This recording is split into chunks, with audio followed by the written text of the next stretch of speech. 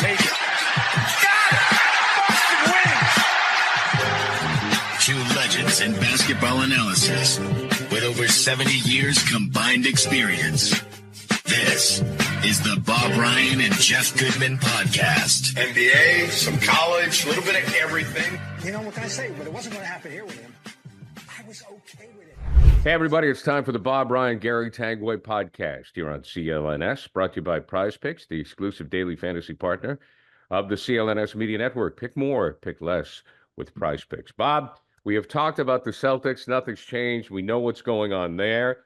However, a shot fired across the bow from Clyde Frazier, the Knicks broadcaster who Bob and I know is one of the greatest guards of all time, had some strong words to say, Bob, about his New York Knicks team.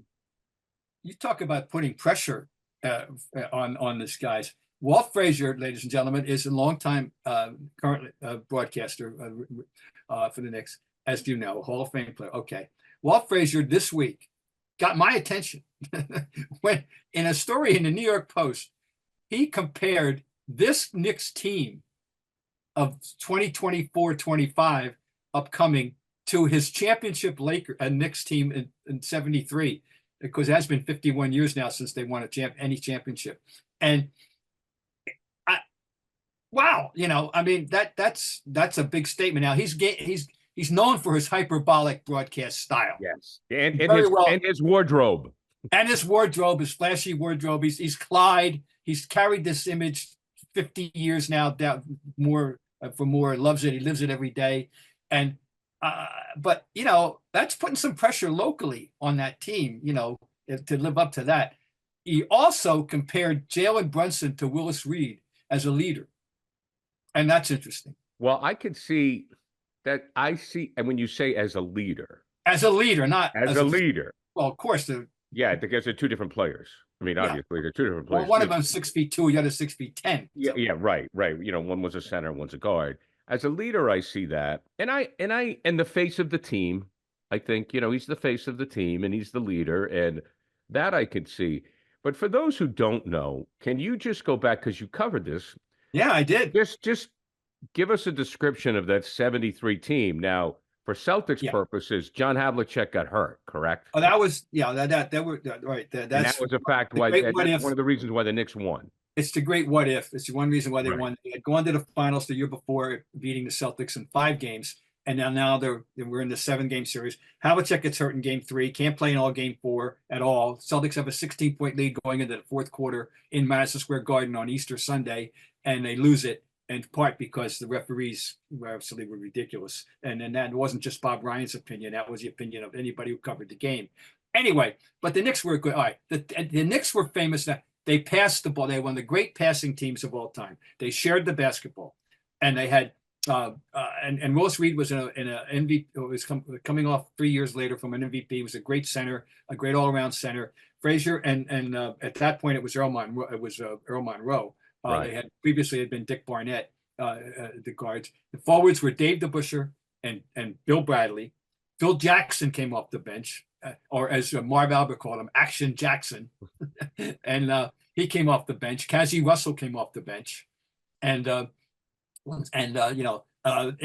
they were really noted for their great team defense and their great balanced scoring and their passing. And it was coached by another Red, right? And coached, of course, by Red Holtzman. You know, they were, and it was a worthy team. And the Celtics, you know, I think were a little bit better that year, but Havlicek got hurt. But anyway, it's the last Knicks championship team. You know, they won 2 in their history, 1970 and 1973, and that's it.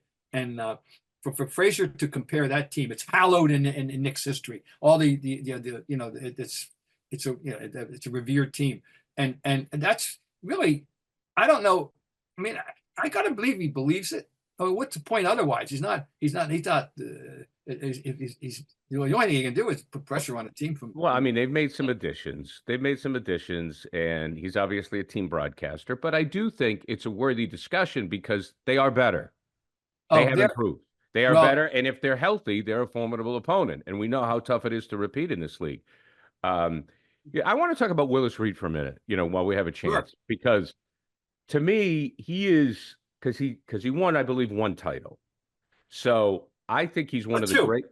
two. He won two. I'm sorry. He was 70 and 73. He was the MVP 69, 70. Okay, thank you. I stand corrected. I just think he's one of the great underrated players in league history, You're so right. especially you talk about playing with a broken leg. You're so right.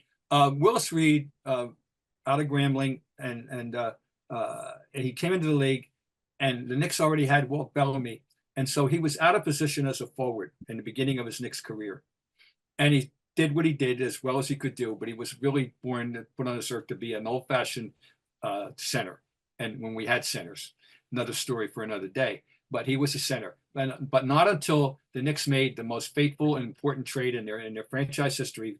Never, nothing's come close. They traded Walt Bellamy and Butch Colmives to the Pistons for Dave DeBusschere. That made them whole in the 67-68 season. They didn't get a 68-69 season, excuse me. They did it just the week before Christmas and 68. And they didn't get fulfillment in 69. The Celtics beat them, but they got it in 70. Okay. Willis Reed was a left-handed, strong. He could shoot from 15 feet. You know, he could face up. He was an excellent rebounder, team guy, tough. He was personally a wonderful athlete. Later became a coach, was a leader. But he was right. He is one of the most forgotten great players in NBA history. I'm glad you brought that up. I always people should remember. Well, I just remember the guy coming out with a broken leg. I mean, well, he came out. Well, it wasn't a broken leg. It was a serious injury. It's a hip. He got hurt in the 1970 finals in the fifth game, and he got shot up for that seventh game. I remember. I think it was called carbocaine. It was related to Novocaine. It was called carbocaine, and he got shot up so he could get on the floor in game 7. He did not play in game 6 after getting hurt in game 5, in which the Knicks went on to win with nobody over 6'6" in the lineup the whole second half against Wilt Chamberlain.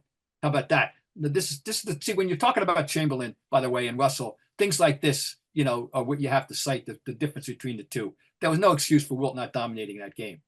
Well, he did dominate game 6. He had 45 points and 27 rebounds in game 6 against Nate Bowman. All right, but he didn't do it when they needed it in game 5. Anyway, so now we get to New York for the 7th game, and the Knicks take the floor, and there's no Reed. And then a tall black guy emerges to take the floor, and the crowd got excited. It was Cazzie Russell. Still no Reed. Finally, in the layups, Reed makes an appearance, and the place gets thunderous applause. The game starts, and we all know in the first 2 Knicks possessions, Reed hits 2 15-footers to give him an emotional lift. Forget about the 4 points. An emotional lift. And now from that, people always remember it as the Willis Reed game. They went on to win by 15 points.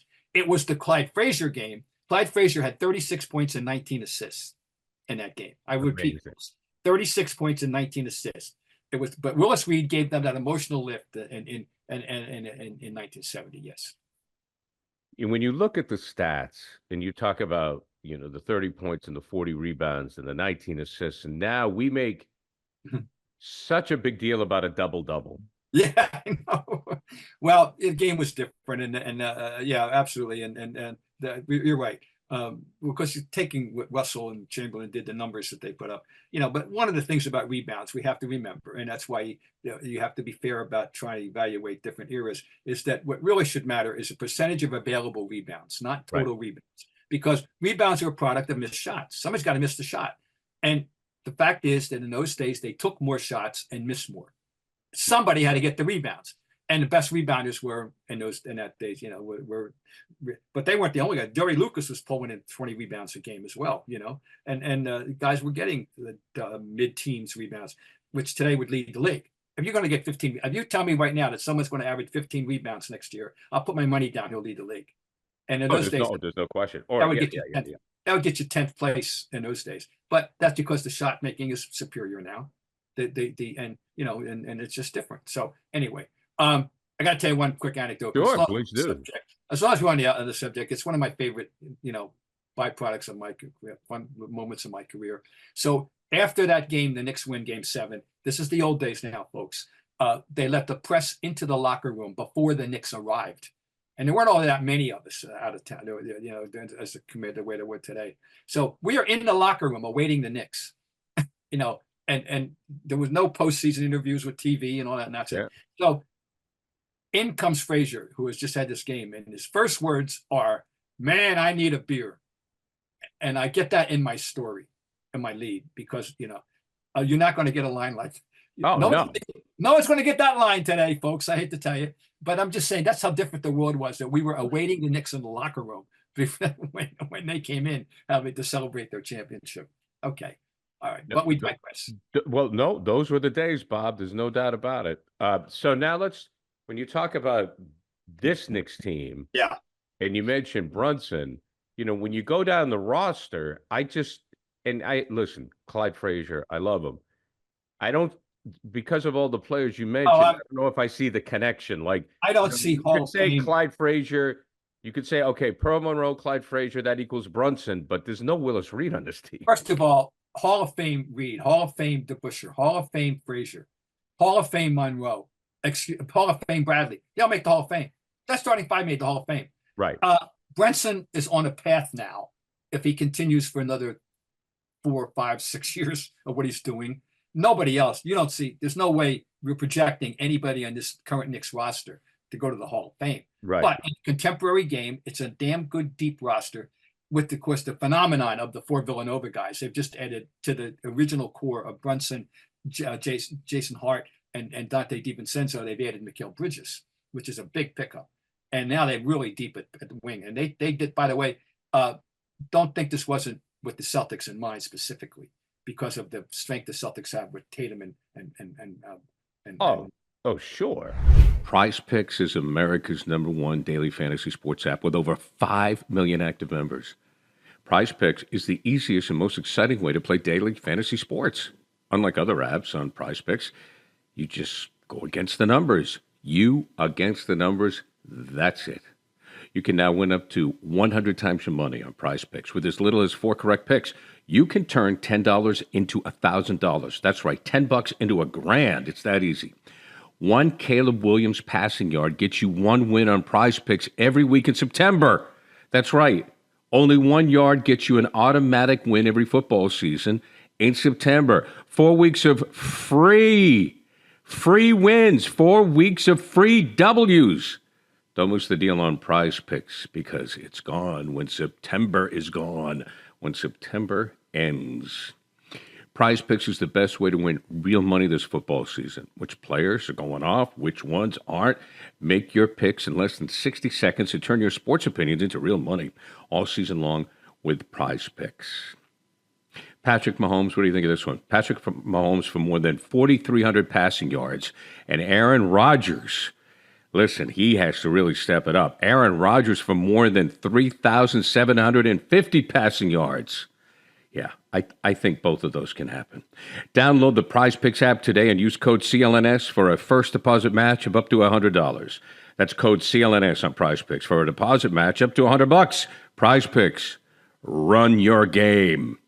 I mean, look, the Celtics have a huge target on their back. Well, but this is specific. This reminds me of the old days when the Celtics and 76ers used to jockey specifically against each other with the personnel moves, which happened in the 80s.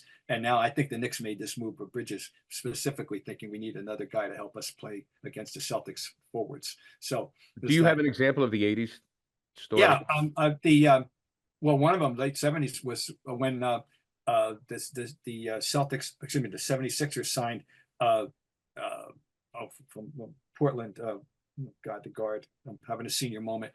And Lionel Hollins. Lionel Hollins, the train. And that's when the Celtics countered with Pete Maravich. And I do believe it was direct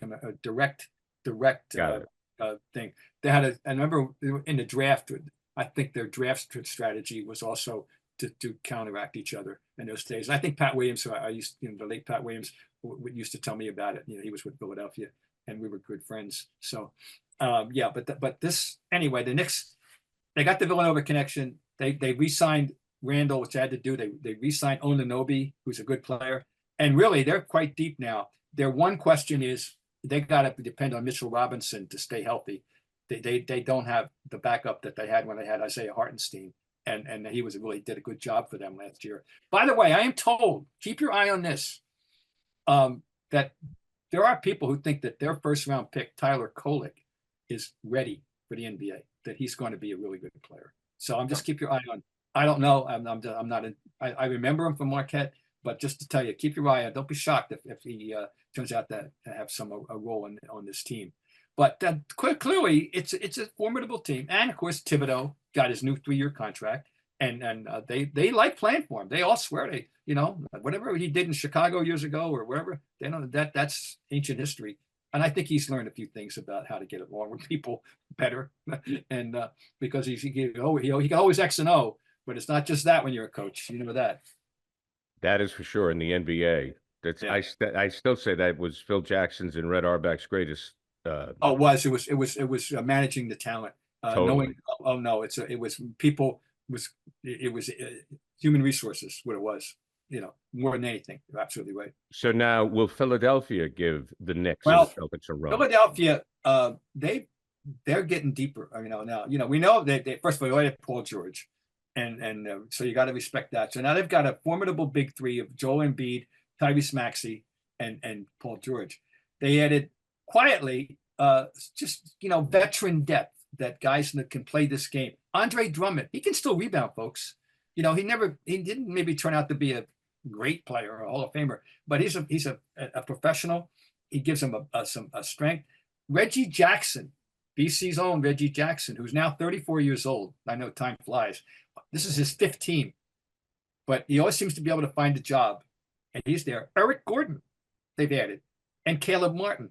So they're much deeper, and I think they're going to be heard from, and they're motivated, and so I think we have to respect them. Now that's going to be I think it's going to be good. And once again, we know I'm strictly sticking in the division. We're not going to get to Milwaukee.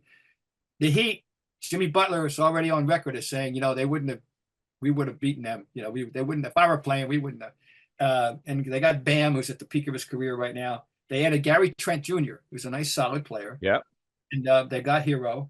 They've got coaching. God knows we know that. So I think they're going to be geared up. So I think the Celtics they're going to find a lot of people, ready for them. And of course, they will have that target on their backs. What advice would you give the Celtics based on the teams that you've covered? Obviously, Russell, they thrived on it. When teams wanted to beat the Celtics, they thrived on it. We've heard Cedric Maxwell say they loved to go into somebody else's building and just put it to them. So, the Birds and the Maxes, the Cowens, they thrived on that stuff. What about this year's team? Well, they're all different personalities. That Celtic, the Bird Parish, McHale, Max, the year with Walton, that year particularly, but yeah, you're right. They thrived on that sound of silence or something, shutting up the team in the other room. I don't know these guys personally enough to know if that is something that they would develop.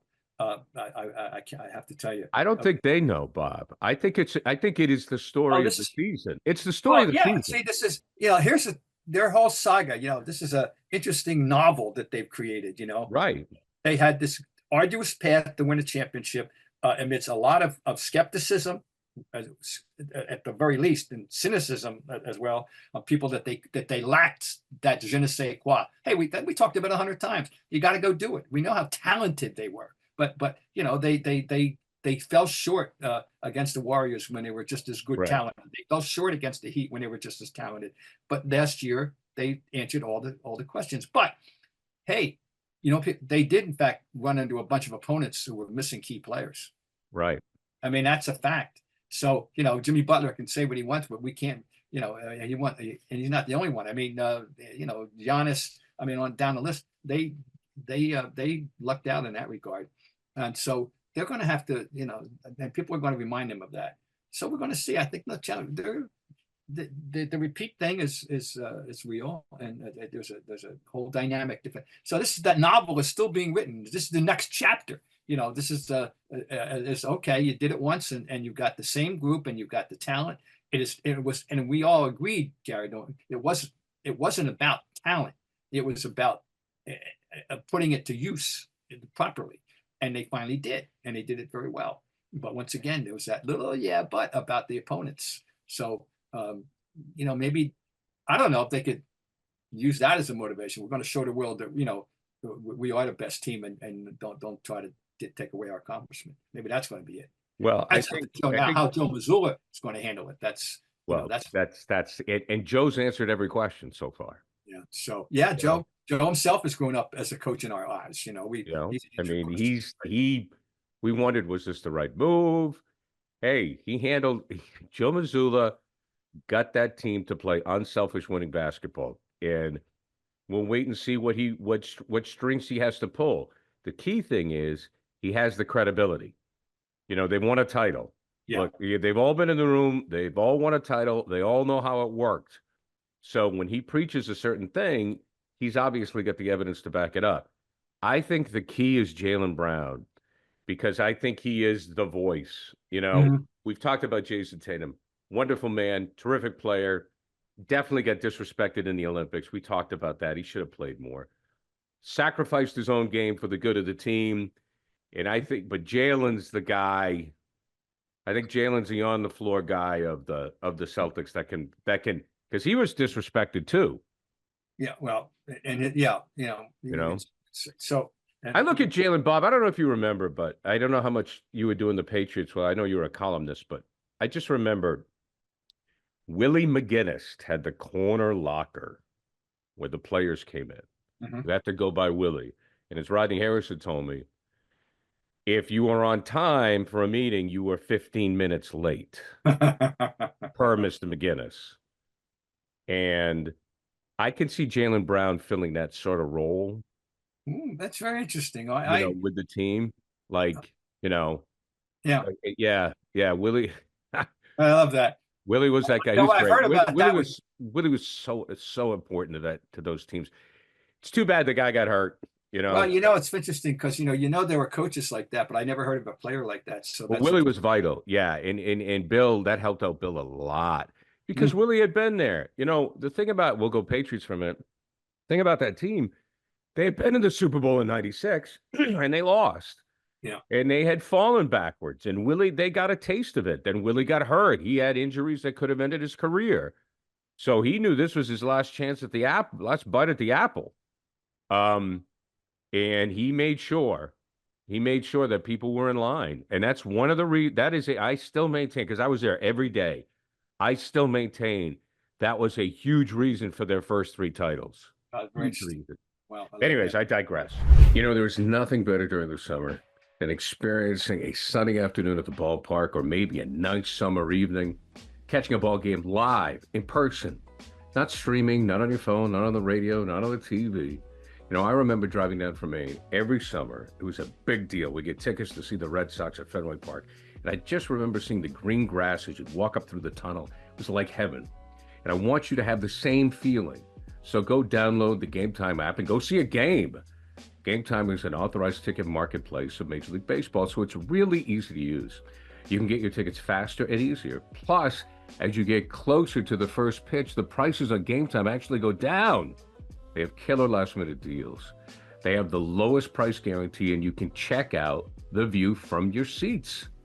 Now, it's really easy. You just go to your phone, you download the Game Time app, you scan it, and you can see there are great seats to the Sox and the Yankees, or if you want that down-home minor league feeling, you can go see the Woo Sox or your favorite minor league club that's close to you. I go to Worcester and Polo Park. It is a great place to take the family to see a game. Very economical, too. Plus, Game Time also has great deals on the New England Revolution and Patriot preseason games.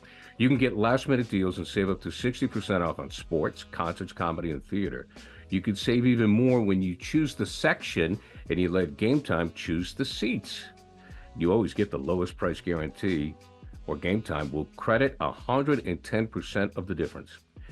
So take the guesswork out of buying MLB tickets with Game Time. Download the Game Time app today, create an account, and use code CLNS for $20 off your first purchase. Terms apply. Again, create an account and redeem code CLNS for $20 off. Download the Game Time app today. Last minute tickets, lowest prices, guaranteed. Robert, we'll wrap up with a little story time about the great Frank Selby. Frank Selby died this week at age 91, and Frank Selby occupies a unique place not only in the NBA history, but I think in the annals of reported American sport. He's because he's associated with one play that he did not make. Now, like Merkel's boner in baseball, wrong way Regals in football, guy ran the wrong way in a Rose Bowl, and I know I don't know about hockey, but basketball, the most singular missed shot in the history of the game was Frank Selby having a chance to beat the Celtics at the buzzer in 1962, Game 7 at the Boston Garden with the score tied. And it was, I don't know, left baseline. However, it could have been 12 feet, could have been 15 feet. I'd love to see it again because if it was a 12-foot shot, that's not that easy. You have to, you don't have full extension. That's a very tricky shot. If you're 15, 17 feet, you have your normal extension, that's not that. Anyway, Frank Selby, and you knew it would happen. It literally carried to its grave this idea that people associate him with a missed shot as opposed to his fine career. Frank Selby in college at Furman was a prolific scorer who once scored a record 100 points in a game. It was against an NAIA or Division III school, right. Newbury. I don't know what they were located, but it was on, and he scored 100 points. And in that year, 53-54, he averaged 41.7 points a game. And he was the first pick, the overall pick in the 54 draft by the then Milwaukee/St. Louis, soon to be St. Louis Hawks. And by the time, by 1961, he had moved to the Lakers after moving for a couple of teams. And so he joined the team in 61-62. Now he's a starting guard in 62-63. Well, he's there because West is there, and Selby and Hot Rod Hundley. And Hundley passes him the ball. He gets the shot. Well, the point is that that carried. I mean, I've referred to Selby's shot myself 100 times. We all, if you follow the history of the Celtics. 91 years. 91 years. And he was a good player. And he, as he points out in the obit, I never saw that quote before, and I have to, we research it. He said people forget that he made 2 baskets to get them keep them in the game. That without in the last minute. That and so maybe that's why Hot Rod passed him the ball, by the way, to start with. Well, and then of course, if they were to win the game, people would forget it, but they didn't win the game, and in part because Bill Russell was playing one of his transcendent games of his career with 30 points and 40 rebounds, and they won the game with 3 points. I think it was 110-107, and that's that. But the point is that Selby deserved better than this, and they deserved. But it's just the way it's an interesting saga in sport. Just like Buckner, Buckner deserved better too. Yeah, exactly. Buckner deserved better than that. And once again, if they win the game, But anyway, but in the history of at the time, this is the first time that the Celtics and Lakers in LA played. They had played in '59. The Celtics beat them in Minneapolis. They moved the next year, and who knew that this is the first of what would be 6 times in the decade that they would play the Lakers and beat them each of the 6 times. If they had won that game, who knows what would have happened? That would have made any difference in history at all. They would have had a title. What would have happened in '63 when now 3 of those 6 times were 7th games. That was the first of 3. The other 2 were 6 and 1 was a 5. In '65, they just blew them out. But anyway, so Frank Selby, and by the way, I find out he's from Corbin, Kentucky. It was and if you go to Corbin, Kentucky, you will be able to traverse on Frank Selby Way, of course. And Kentucky, small town basketball heroes are enormous in that state. It's a basketball state. And so I just want to pay tribute and homage to and say that it's just sad that he isn't remembered for as much. In the college world, he's known for the 41 points in a 100-point game. But most NBA fans, have educated to hear about Selby's shot, and he didn't make the shot. So there we go. Well, we will pay homage to Frank Selby at the age of 91, and just mention the 100-point game and leave it at that. Okay. All right. That's a Bob, deal. great stuff as always, my friend. Look out for the Knicks, says Clyde Frazier. For Bob Ryan and Gary Tanguay, this has been the Bob Ryan Gary Tanguay podcast, brought to you by Prize Picks, the exclusive daily fantasy partner of CLNS Media Network. Pick more, pick less with Prize Picks. Bob, talk to you next week. Excellent.